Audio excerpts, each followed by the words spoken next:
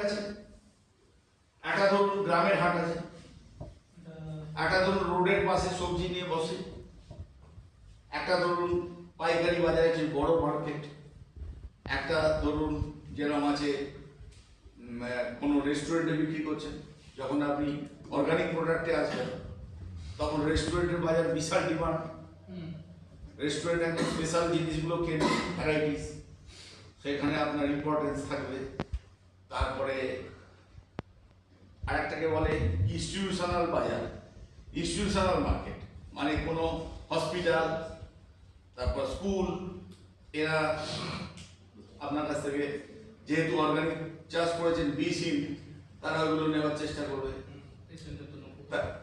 এই যে বাজারগুলো বলছি এগুলো সব স্মল ফার্মারদের জন্য ঠিক আছে, মানে যত ছোট অ্যামাউন্ট দিয়ে আমি এখানে ঢোকা যাবে। এগুলো হচ্ছে আঞ্চলিক মানে এগুলো ছোট মার্কেট।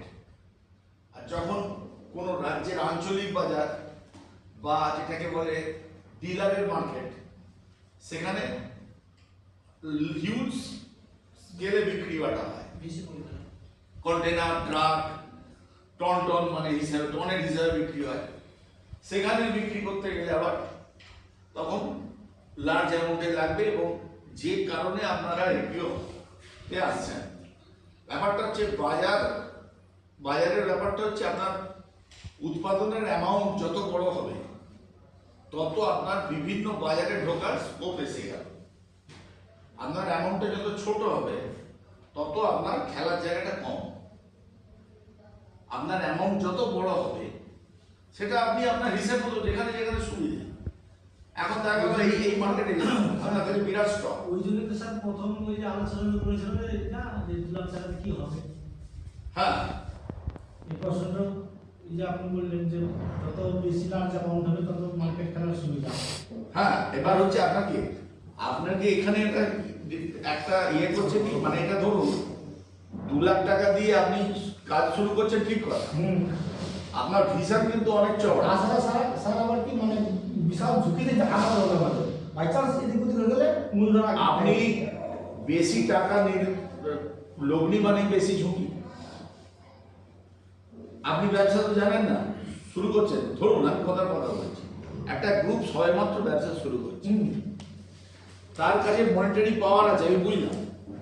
সেই গ্রুপটা হয়তো টোটাল মিলিয়ে 50 লাখ টাকা ঢালবার ক্ষমতা আছে।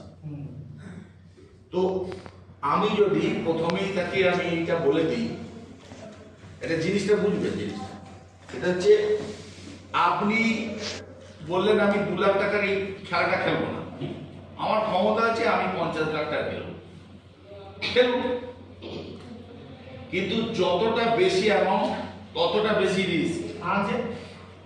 এবার আপনি ইনিশিয়ালি শুরু করছেন, আপনার টিমের মধ্যে এখনো বোঝাপড়াটা তৈরি হয়নি। এখন আপনি ইনিশিয়াল স্টেজে আছেন, যখন প্র্যাকটিক্যালি মার্কেটে যখন ব্যবসাটা শুরু করতে যাবেন তখন এক একদিন এক একটা ড্রব্যাক আপনার সামনে আসবে। এইখানে এটা আমার দুর্বল, এইখানে এই জায়গাটা ঠিক নাই। এইবার ঠিক করতে করতে তো মোটামুটি 6 মাস 7 মাস একটা জায়গা আসার পর আপনি বুঝবেন যে এটা একটা বোঝা যাচ্ছে, তখন আপনি বেশি ইনভেস্ট করুন, কোনো অসুবিধা নেই। এই 2 লাখ টাকা দিয়ে এটা করছে, এটা কারণটা একটা কিছুই না। 2 লাখ টাকা দিয়ে আপনাকে একটা সিড মানি, এটা দিয়ে আপনাকে একটা কাজের মধ্যে ইনভলভ করিয়ে, এখন কিছুটা হলেও এক্সপেরিমেন্ট ব্যাপার, আপনিও নিজেকে এক্সপেরিমেন্ট করছেন, নিজের সামর্থ্য, নিজের গ্রুপের সামর্থ্য, আর গভর্নমেন্ট প্লাস ইনস্টিটিউশন দেখছে আপনার পারফরমেন্স কিরকম হচ্ছে, ঠিক আছে। এইবার এই 2 লাখ টাকা আপনি যেভাবে দেখেছেন, 2 লাখ টাকা তো রোল করে করে বাড়ানো যায়, 2 লাখ টাকা তো রোল করে করে বাড়ছে। যেভাবে আপনি প্রজেক্ট সাজিয়েছেন, প্রজেক্টটা কিরকম একটু দেখিয়ে দিন।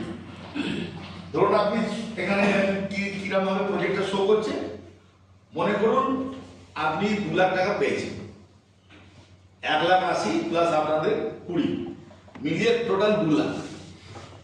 এবার ধরুন আমি কথা বলছি যে সর্ষে 1 কুইন্টাল সর্ষের দাম কত? হ্যাঁ, 7,000 টাকা। তাহলে আমার কাছে ক্যাপিটাল আছে 2 লাখ। তো আমার কিছু এক্সট্রা খরচা আছে, ট্রান্সপোর্ট হ্যান ত্যান এর খরচা আছে। তো আপনি মনে করুন আপনি এটা 2756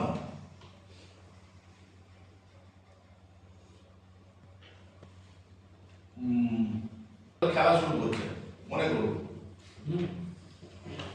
তো তাহলে মোটামুটি ক কুইন্টাল কিনতে পারছেন? 21 কুইন্টাল। হ্যাঁ 21 কুইন্টাল। 21 কুইন্টাল আপনার কিনতে পারছেন। তাহলে 21 কুইন্টাল আপনি কিনলেন।